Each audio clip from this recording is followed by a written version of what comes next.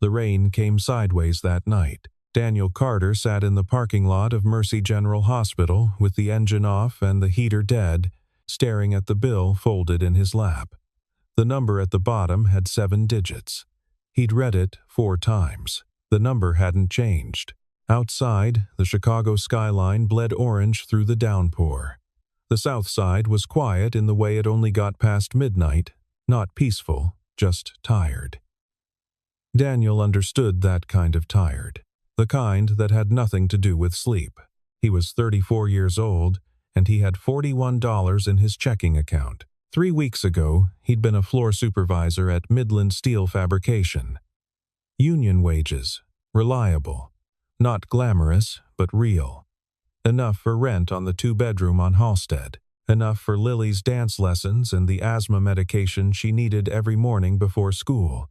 Enough to feel like a man who had something to show for 10 years of working with his hands. Then, the plant had announced a restructuring. 22 workers let go in a single afternoon.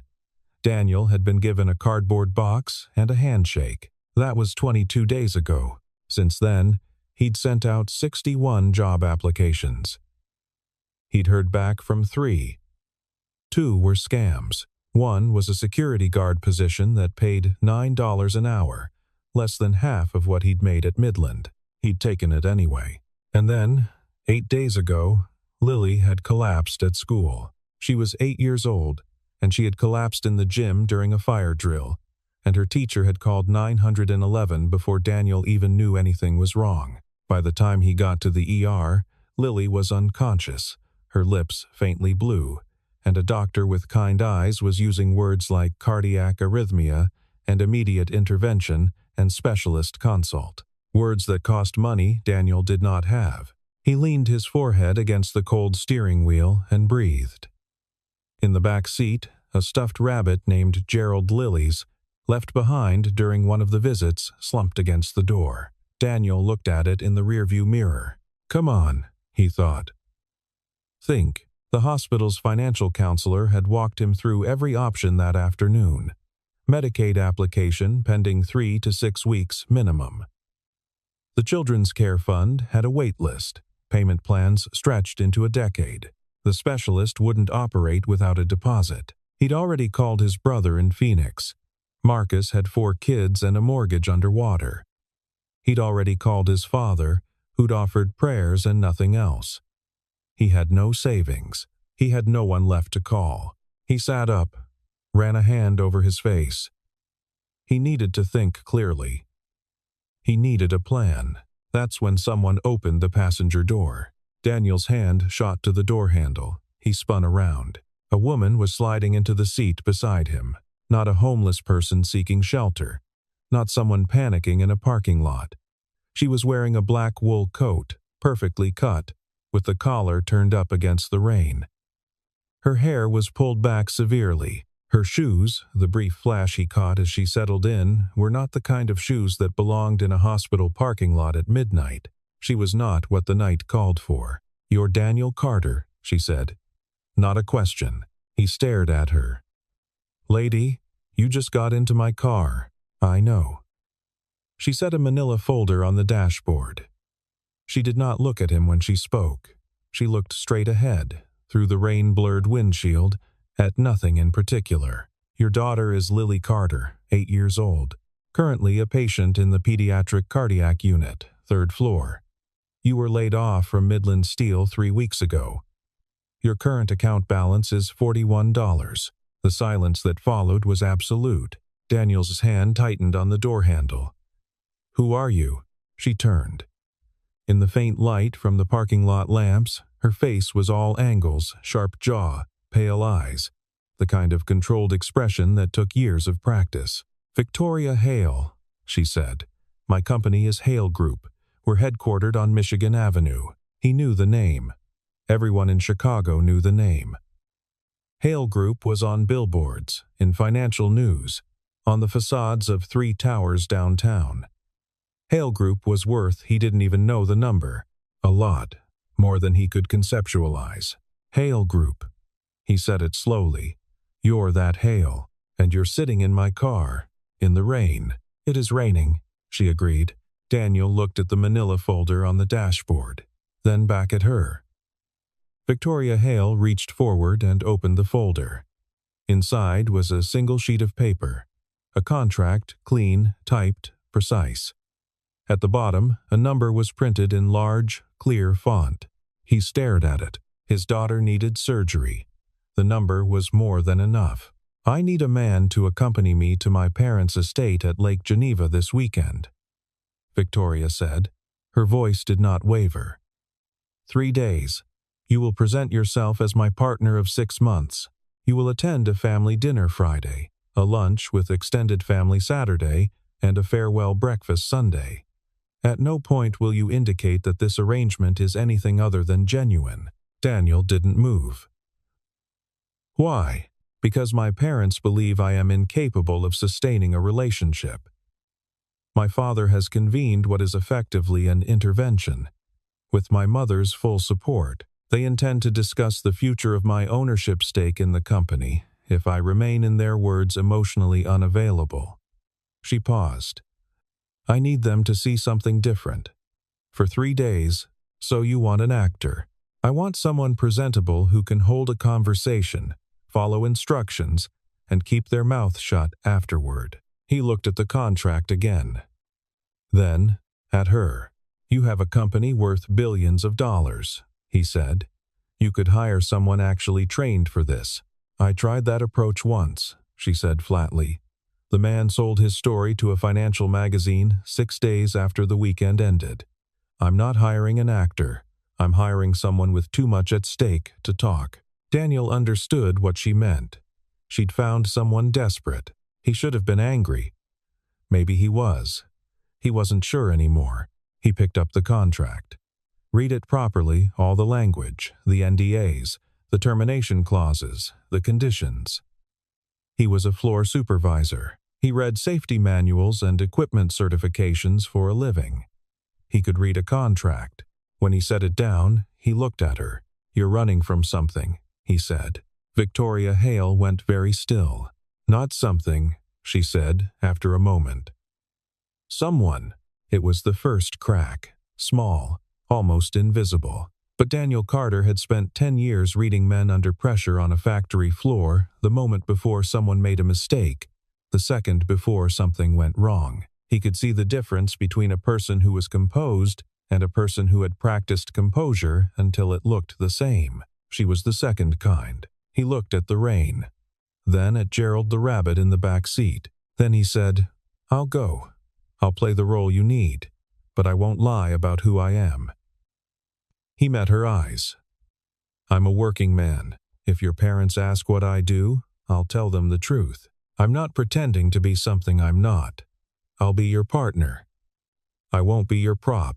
Victoria Hale stared at him for a long moment. Then she reached across and took the contract back, uncapped a pen, signed her name at the bottom, handed it back to him. Sign, she said.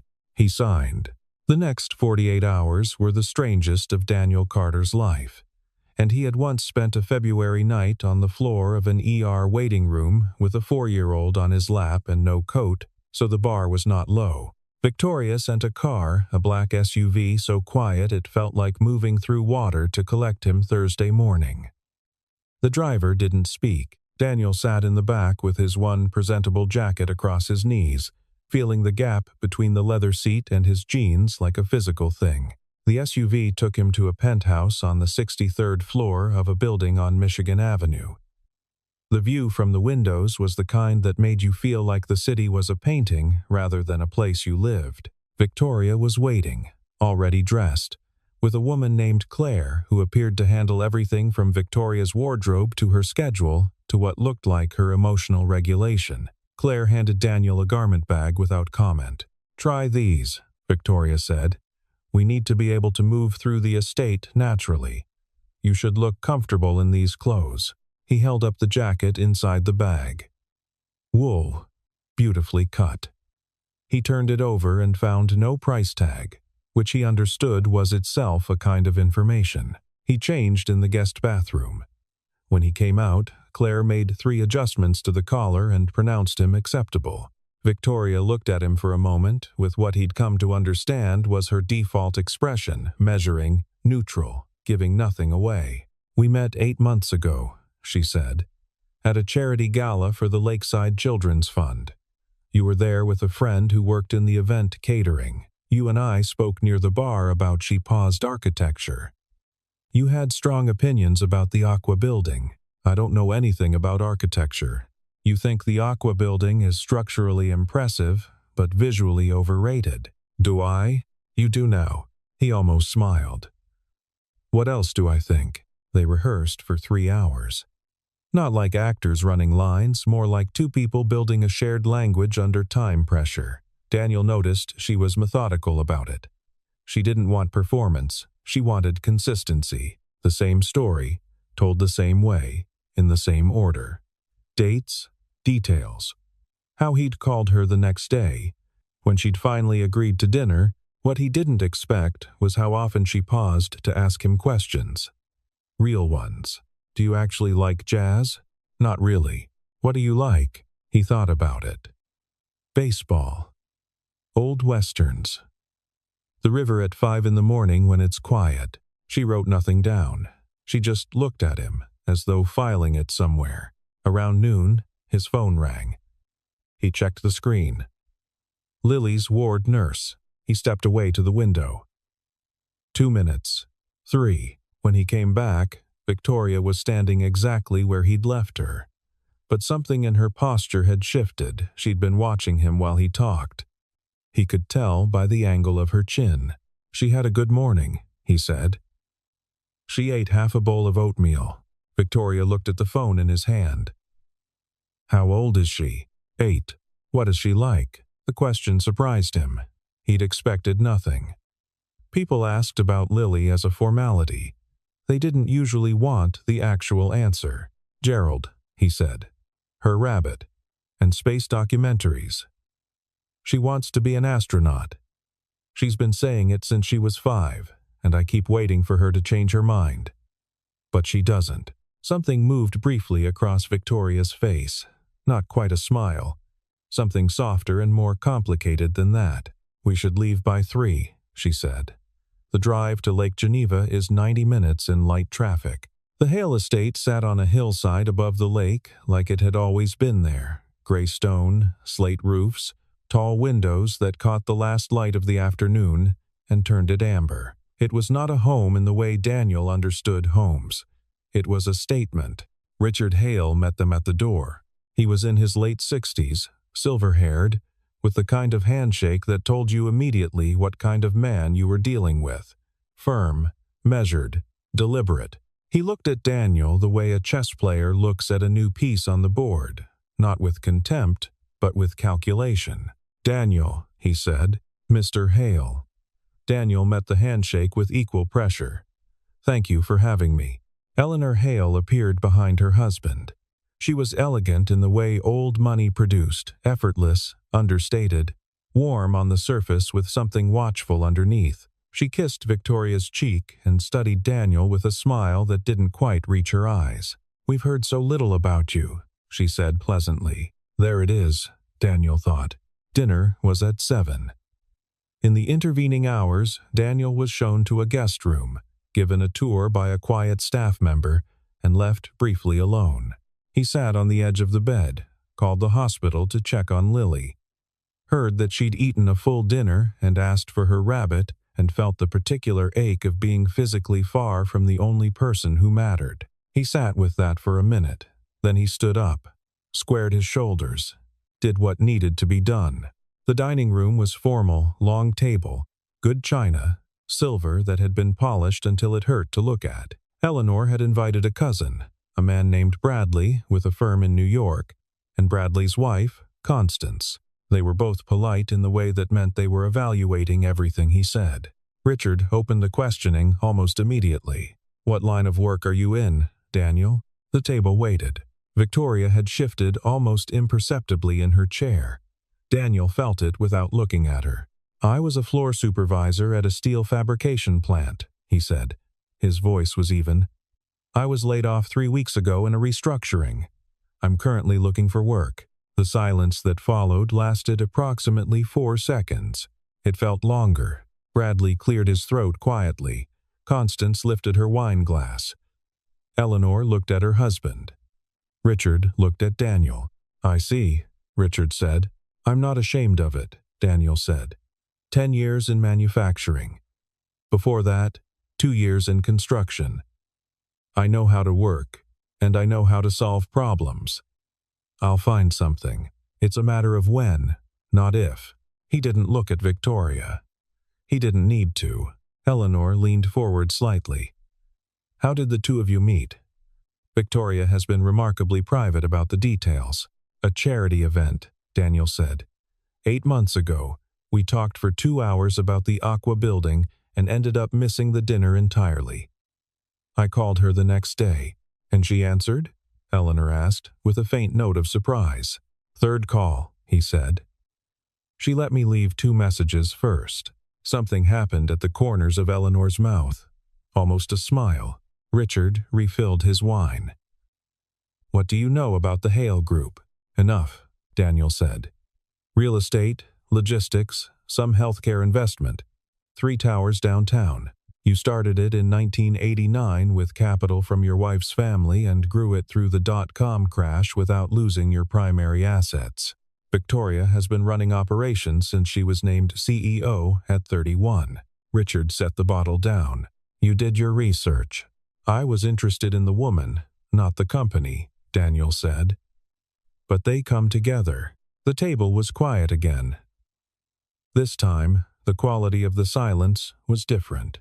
After dinner, Richard asked Daniel to join him in the study. The room was lined with bookshelves and smelled of old paper and fireplace smoke. A chessboard stood on a low table between 2 leather chairs already set up, already waiting. Daniel understood this was not a spontaneous suggestion. "Do you play?" Richard asked. "I know the rules," Daniel said honestly. Richard nodded and took his seat. Daniel sat across from him. They played in near silence. Richard was good, measured, patient, ruthless in the middle game. Daniel was not good, and he didn't pretend otherwise. He thought slowly, checked his moves twice, made some errors he caught only after it was too late to fix them. Richard, to his credit, did not hurry him. He sat with his glass of brandy and waited with the patience of a man who had made a great deal of money by outwaiting other people. Each time Daniel moved a piece, Richard studied the board for a long moment, before responding, not because he needed the time, Daniel sensed, but because he was watching how Daniel absorbed the consequences. But Daniel didn't rush. He didn't concede pieces early to seem humble. He played every position to its actual end. Even when the end was inevitable, even when the position was lost, he looked for what he could still do with what remained. He lost in 32 moves. "You're not a strong player," Richard said, "but you don't panic. Panicking doesn't change the board." Richard looked at him across the chess pieces for a moment that stretched longer than it needed to. "No," he said, slowly. "It doesn't." He reached forward and reset the queen piece to its starting square. A habit, perhaps a man returning things to their proper positions. "Victoria's mother wants her to be happy. I want her to be," he paused, searching for the word, "anchored." "She's been untethered since Marcus died. You understand what I mean by untethered?" Daniel didn't ask who Marcus was. He filed the name. He'd ask Victoria later, on his own terms. Not as performance. "I think I do," he said. "You're not the kind of man I imagined for my daughter," Richard said. "I'll be honest about that. I know. When I imagined someone for her, I imagined a man with a certain kind of stability, a certain structure." He looked at the board. "Money is structure, to people like me. I understand it's not the only kind. I'm not sure I fully appreciated that until recently." Daniel waited. "But you're honest, and honest men are harder to find than I'd like." He stood, extended his hand. "Good night, Daniel." Daniel stood and shook it.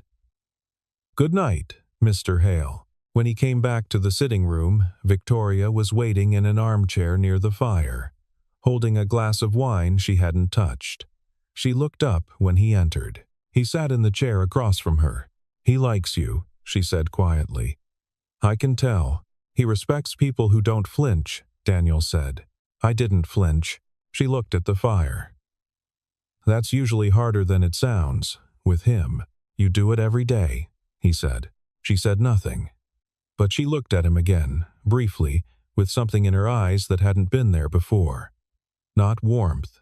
Exactly something more fragile and more honest than warmth. The look of a person surprised to be seen. He couldn't sleep. The guest room was too quiet, too still, none of the low, familiar noise of his apartment building, no distant traffic, no upstairs neighbor's television bleeding through the ceiling. The silence here was expensive and absolute, and it kept him awake. He went to the balcony off the hallway, stood at the railing, and looked at the lake. It was clouded over. No moon. The water, black and flat. He heard the door behind him. Victoria came out in a heavy robe, holding a mug. She stopped when she saw him. "I didn't think anyone would be out here," she said. "I can go in." "You don't have to." She came and stood at the railing beside him. Not close, but not far either. They both looked at the water. After a while, she said, "My parents mentioned Marcus. Your father did." "He didn't explain. He was my fiancé." Her voice was completely flat. Not from coldness, Daniel recognized this now, but from the particular control of someone who had learned to carry something very heavy by distributing the weight perfectly evenly. He died 4 years ago. A car accident on I-90 on a November night. He was driving back from a client meeting. A truck lost a tire. Daniel didn't say, "I'm sorry." He'd heard that phrase directed at himself so many times in the years since Sarah died that he knew exactly how little it meant, and exactly how automatically people said it when they had nothing else. He said, Victoria turned her head slightly, as though surprised. "Impatient," she said, after a moment. He finished everyone's sentences. He was terrible at sitting still. He laughed too loudly at his own jokes. A pause. He was the only person who could make me stop working. The rain started light, barely there, more mist than rain. "My wife's name was Sarah," Daniel said. "She had a virus that attacked her heart. Nobody caught it until it was too late. Lily was 3. He looked at the water. For a long time after, I couldn't figure out if I was more angry or more guilty. I kept thinking about everything I should have noticed and didn't. Every headache she mentioned. Every time she said she was tired. "You would have thought she was just tired," Victoria said. "I know that now. It took time to know it. 2 years. Lily helped." He thought about how to explain that. You can't stay inside your own head when someone is asking you for breakfast. Victoria was quiet for a long moment. "I don't have anyone asking me for breakfast," she said. She didn't say it with self-pity. Just as a fact, the way she said everything. But Daniel heard what was underneath it, not loneliness. Exactly. Something older than that. Absence so long it had started to feel like architecture. The rain picked up slightly. Neither of them moved. "Eleanor asked me tonight if I actually liked you," Victoria said. "Or if I was hiding something. What did you tell her?" She looked at him. In the rain and the low light from the hallway, her face was unguarded in a way he hadn't seen before. Not soft, exactly, but open. "I told her I was still figuring that out," she said. Saturday morning. The family lunch had gone better than dinner. Richard was warmer in daylight. Bradley had stopped testing him by the second course, and Eleanor had shown him the garden with a quiet pride that made her seem like a completely different person than the woman who'd watched him across the table Friday night. He was in the sitting room reading when his phone buzzed. Lily, video. He picked up. Her face filled the screen pale, still, the hospital pillow framing her hair, but her eyes were bright. She was wearing her astronaut pajamas. Gerald the rabbit was propped beside her. "Dad," she said, "you look fancy. I look the same." You have a caller." He laughed. He sat down on the sofa and held the phone up. "How are you feeling, Lil?" "My chest hurts a little, but the nurse brought me pudding." "Chocolate. Did you know they have chocolate pudding?" "I did not know that. It's good. Not as good as yours, but—" She tilted her head. "Where are you?" "Lake Geneva. I told you. Remember? The trip for the weekend." "Oh yeah." She squinted at him. "Is Victoria there?" He hesitated. "She is. Can I talk to her?" "Lily, please." She used the voice, the specific register that had worked on him since she was 4 years old. Victoria appeared in the doorway. He wasn't sure how long she'd been standing there. She was still, watching the phone screen with the particular attention of someone who wasn't used to being in scenes like this one and wasn't sure what the rules were. Daniel turned the phone toward her. Lily's face broke into a full grin. "Hi." Victoria walked into the room, sat down beside him close, this time not far, and looked at the screen. "Hello," she said, carefully. "Dad says you're smart," Lily said. "Are you good at math?" "I am. I'm okay at math. I'm better at science. Do you know about the James Webb Telescope?" "I know a little. It can see 13 billion years into the past," Lily said, with great satisfaction. "That means when you look at the pictures you're looking at before—" Victoria was quiet for a moment. "Before what?" she asked. "Before everything," Lily said. Something moved through Victoria's expression, rapid and complex, like weather. "That's a remarkable way to think about it," she said. Lily looked at Daniel. "I like her," she announced, with the direct authority of an 8-year-old. "She's nice. She's sitting right here, Lil." "I know." She beamed at Victoria. "You can come visit me if you want. They have chocolate pudding."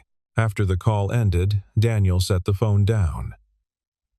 The room was quiet. Victoria was still beside him, closer than she'd positioned herself at any point in the last 2 days. She was looking at where the phone had been, not at anything in the room. The fire crackled.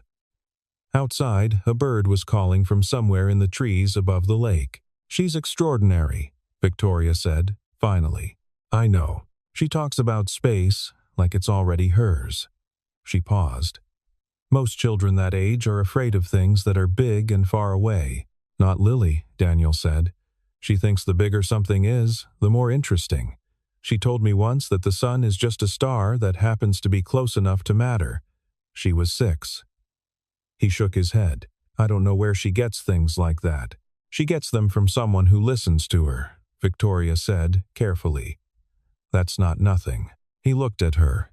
She was still watching the fireplace. He realized she was being precise, she'd said, the most generous thing she could think to say about him, and now she was giving him a moment to receive it without having to perform gratitude. He understood, then, that she was not actually cold. She had simply learned to be very, very careful about what she let out, and when, and to whom.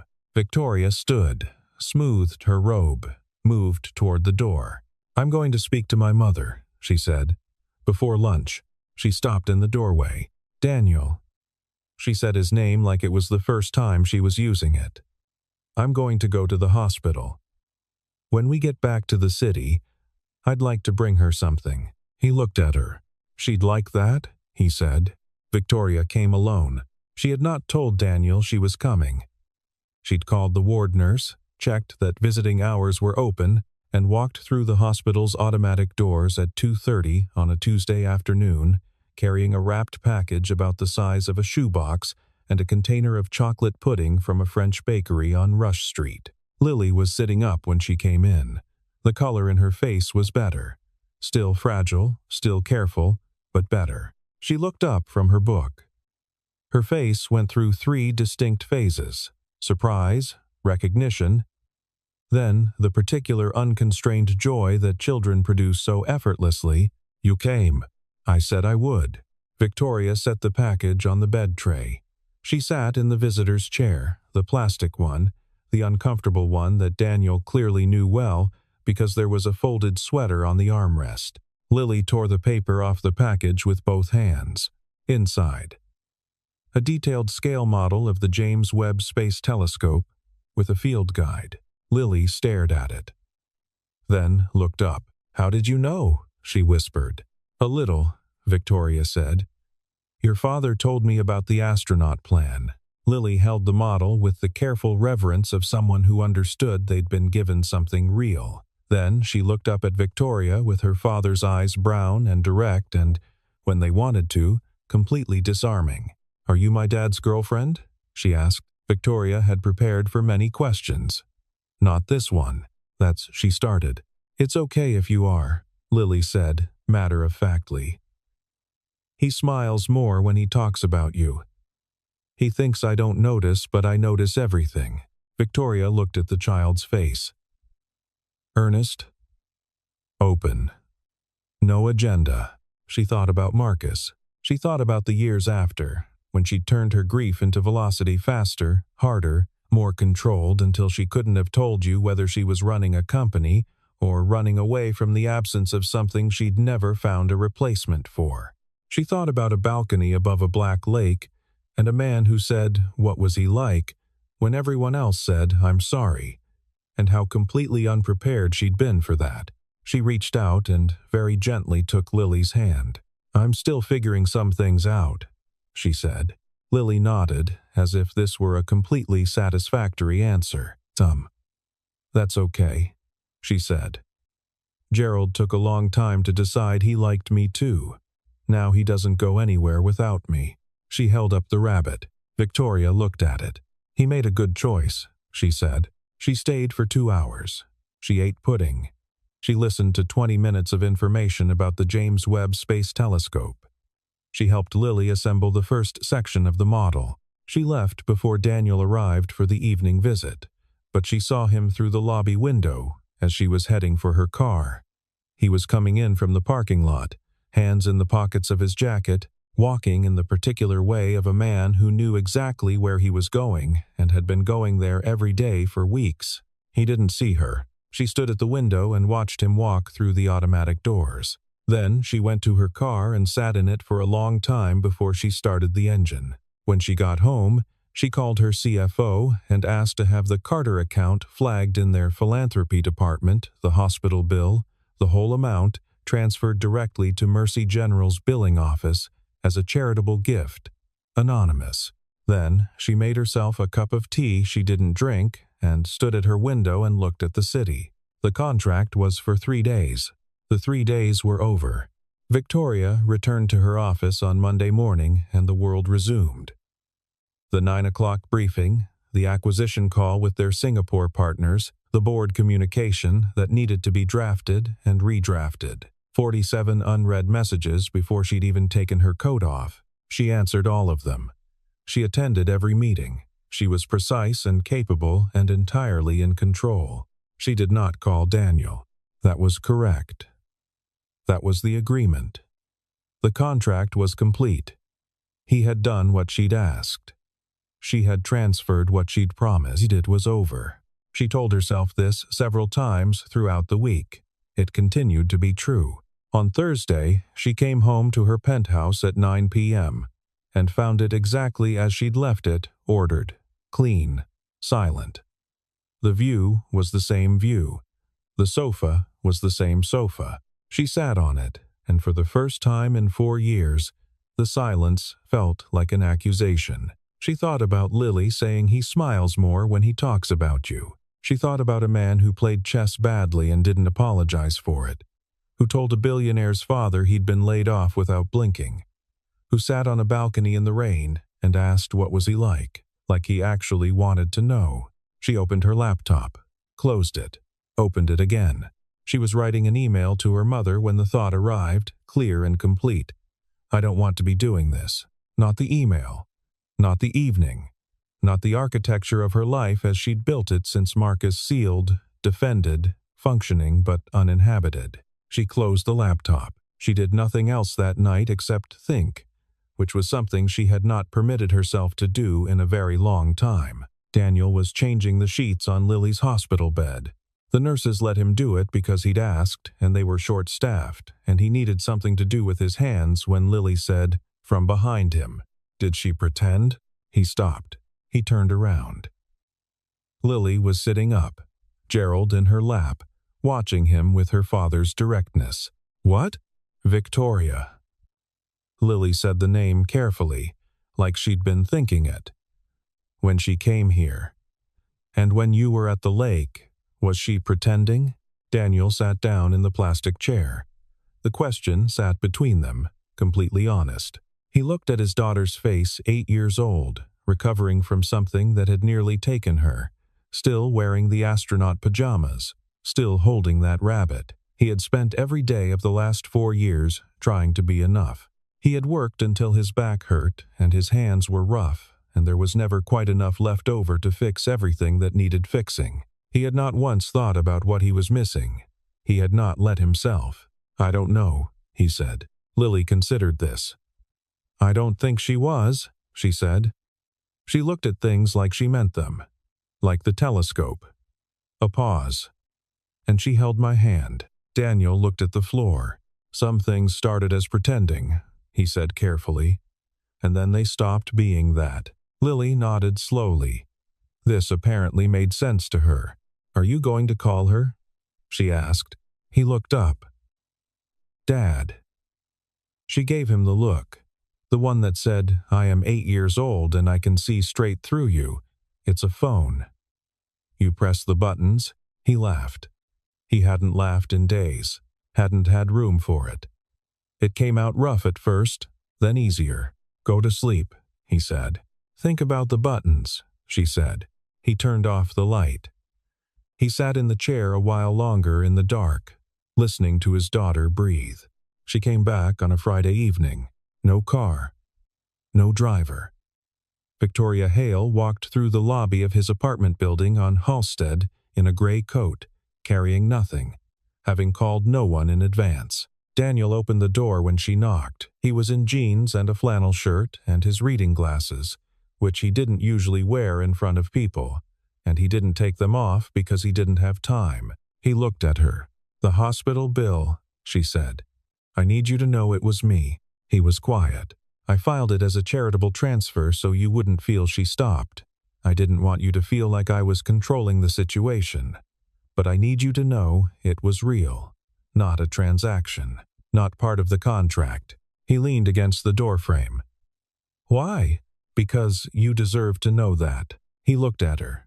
She was standing in his hallway, his actual hallway, with the scuffed baseboard and the overhead light that flickered, and she looked, for the first time since the parking lot in the rain, like she had run out of things to be strategic about. Come in, he said. She came in. The apartment was small and real. Lily's drawings taped to the refrigerator, a stack of library books on the coffee table, a half-finished model of the Saturn V rocket on the kitchen table that Daniel had been building with Lily over the last 3 weeks. He saw her take all of it in. He made coffee. She sat at the kitchen table. I don't know how to do this, she said, to the mug he'd placed in front of her. I should be clear about that. I haven't done this since Marcus. I'm very good at my job. I'm genuinely not good at the rest. I know, he said. That doesn't bother you? I'm a single father with $41 and a kid who thinks a stuffed rabbit is her emotional support system, he said. I'm not in a position to have high standards. She looked at him. Then, unexpected, so unexpected, it rearranged his understanding of her. Slightly, she smiled. Not the controlled, measuring expression from the penthouse. A real one. I'm not pretending anymore, she said. Good, he said. Neither am I. 6 months later. The lake was different in summer, wide and blue and full of light. The hills around it green and easy. The stone house warm in a way it hadn't been in November. Victoria was standing on the dock with Eleanor, talking about something that made her mother laugh.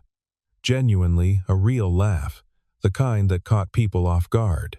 Daniel was on the lawn with Richard, who had, over the course of 2 dinners and a Sunday call, become the kind of man who called Daniel on Saturday mornings to finish arguments about baseball they'd started the week before. They were sitting in wooden chairs, watching Lily.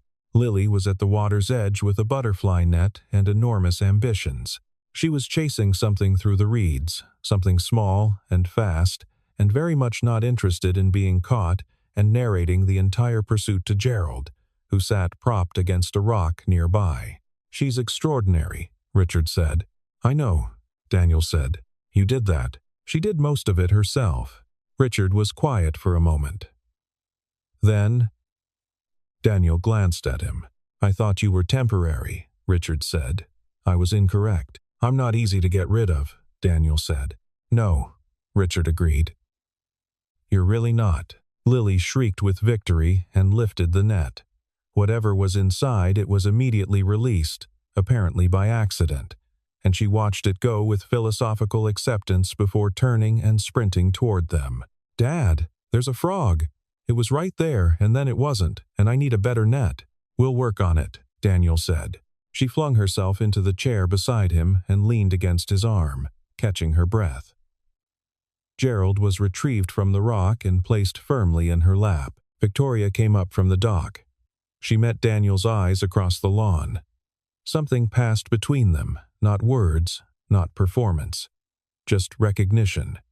The steady, quiet kind. She sat beside Lily and looked at the lake. "I didn't know you were this interested in frogs," she said. "I'm interested in everything," Lily said, with great seriousness. "That's the right approach." Eleanor appeared with a tray of lemonade that no one had asked for and everyone wanted. Richard accepted his glass. Daniel accepted his. Lily was already moving again back toward the water, Gerald tucked under one arm, net in the other hand. "We have a proposition," Eleanor said, looking between Daniel and Victoria. "Your father and I want to host Christmas this year. The whole week." Victoria looked at Daniel. He looked back at her. "Lily would love a week at the lake," he said. "We'll be here," Victoria said. Eleanor smiled, the real one, the one that had taken months to earn, and went back inside. Richard stood, creaking slightly, and watched his granddaughter run across the lawn toward the water. "She's going to wake up every frog in the county," he said. "Probably," Daniel agreed. Later, after the lemonade, after Lily finally gave up on the frogs and demanded to be taught to skip stones, after dinner and dishes and putting Lily to sleep in the guest room that now had a space poster on the wall, Daniel and Victoria stood on the balcony again, the one above the lake, the same railing, the same water. No rain this time. Stars. "Last time we stood here," he said, "you told me you were still figuring things out." "I know. Have you figured them out?" She was quiet for a moment. She looked at the water, then up at the sky, then at him. "Most of them," she said. He leaned against the railing. "Which ones are left?" "This one," she said. "Whether I'm brave enough for the version of my life that has you in it." He looked at her steadily. "You walked into a stranger's car in the rain," he said.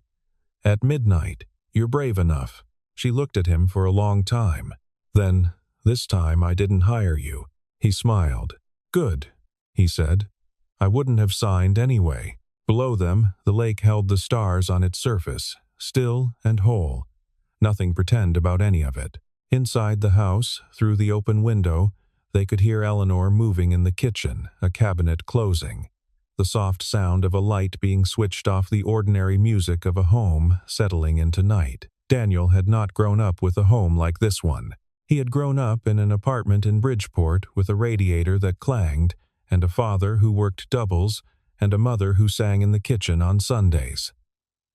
Different entirely, but the music underneath it, the sound of people closing out a day together, was the same. He thought about $41 in a hospital parking lot.